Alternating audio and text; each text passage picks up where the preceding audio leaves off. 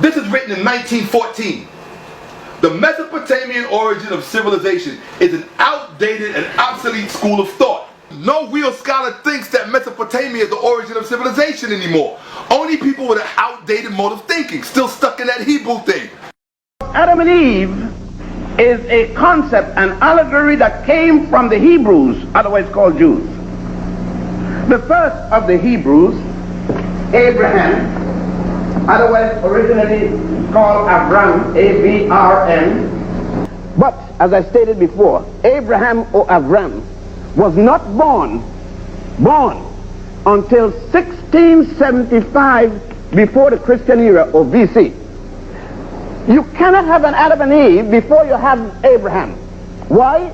The Jews are the one that introduced the concept of an Adam and Eve. You don't have any book older than your Bible, your Judeo-Christian Bible, whatever version, with the book of Genesis, no other people in the world ever mentioned. And the first Jew is Abraham. You don't have a single, his mama wasn't a Jew, his daddy wasn't a Jew. They says Abraham was the first of the Jews. Your own Bible says it. So then anything about the beginning of the world must be something he thought of. He had no concept of it. In 1675, the Africans along the Nile were already in their 13th dynastic period. 13th dynasty. I'm not talking about the pre-dynastic period. Are we to say that the Africans here had no concept of religion before Abraham was born?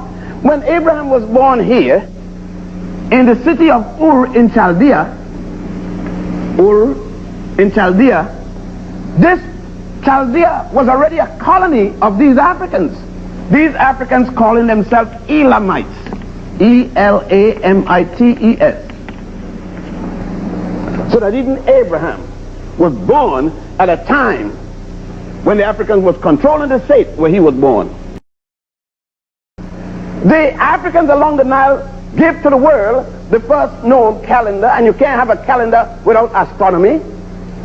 It is because of astronomy, the movement of the stars, the planets, the suns, and so forth, and the recording of them, you develop astronomy. And the Africans in 10,000 BC, in this straight, Adam should really feel bad behind that. 10,000 BC, more than 6,000 years before Adam at least, the Africans produced what is known as the stellar calendar, S-T-E-L-L-A-R, a calendar based upon the stars and so forth. And then refined that calendar in 4100 BC as the solar calendar. If you ain't got no religious text that predate Egypt, if you ain't got no mathematical text that predate Egypt, if you ain't got no alphabetical text that predate Egypt, if you don't have a pharmacological text that predate Egypt, then what part of civilization did y'all build?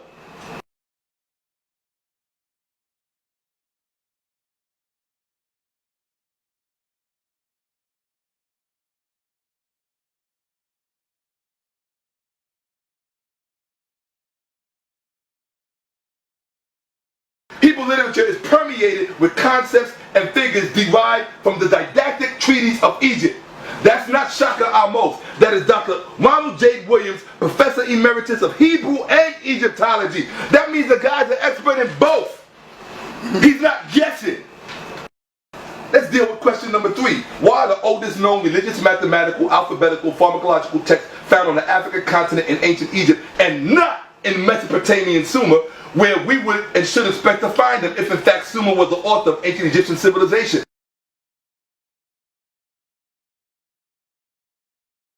The oldest mathematical papyrus which has reached us is the so-called Moscow papyrus, most likely written around 1850 BC.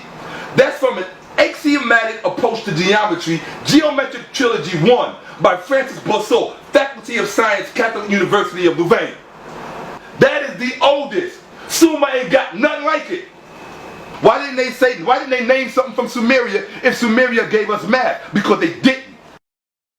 Here we go. So hold on. If Sumeria created civilization, put this back on me. Why didn't they give us the oldest known medical text?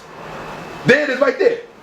dated to circa 1800 BCE. The Kahun Gynecological Papyrus is the oldest known medical text. It was found at El Ahum by Flinders Petrie, who he quoted earlier. He tried to use Flinders Petrie. Well, Flinders Petrie just shot Sumeria right in the foot and said you do not have the oldest known medical papyrus. So what do y'all give us? Well, what's the civilization y'all gave us? If Sumer was the oldest civilization, they would have at least have given us the world's oldest religious text. At least, if you've given us civilization, if you didn't give us math, and you didn't give us medicine, and you didn't give us, I know I must have named something in the beginning. Oh, and if all of our stuff, if all of Kemetic literature, Egyptian literature, is found permeated and pervading Hebrew literature as I documented, I didn't say as I said as I documented, y'all should at least be able to give us the oldest religious text. But you can't even give us that. So you are down into Teti's pyramid of the 6th dynastic period. This is where the pyramid text came from. This is the prototype of the earliest religious writing. Without this, Kemet would not have Per and Haru coming forth by day and by night. You would not have a Torah. You would not have a Bible, and you would not have a Quran. This is the origin of the earliest spiritual writing. We're talking about this pyramid is actually a book in stone. So this is a book in stone about how Teti, you see his Shenu. We know it's Teti because we see the 2 T's. That loaf-like figure is a T, and the I, and the royal Shenu, also called the Ren, saying that this is about Teti's spiritual ascension into the Duat, or we know as the heavens today.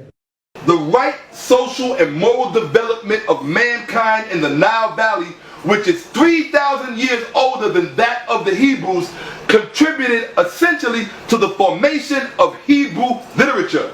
Our moral heritage therefore derives from a wider human past enormously older than the Hebrews. Hear what he said? Our moral heritage. See, because the people in this part of the world want you to think that the 10 Commandments is the source of our moral heritage in Western civilization. He just blew that out the water. He said our moral heritage therefore derives from a wider human past enormously older than the Hebrews. And it has come to us rather through the Hebrews, than from them. This is the man that started the Oriental Institute of University of Chicago, the #1 archaeology university on the planet.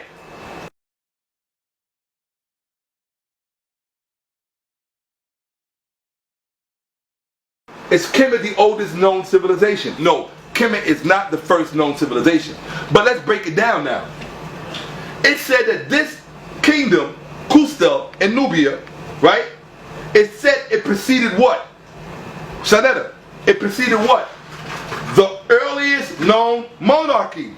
So before they even got to Nubia, they already knew where the world's first kingdom was.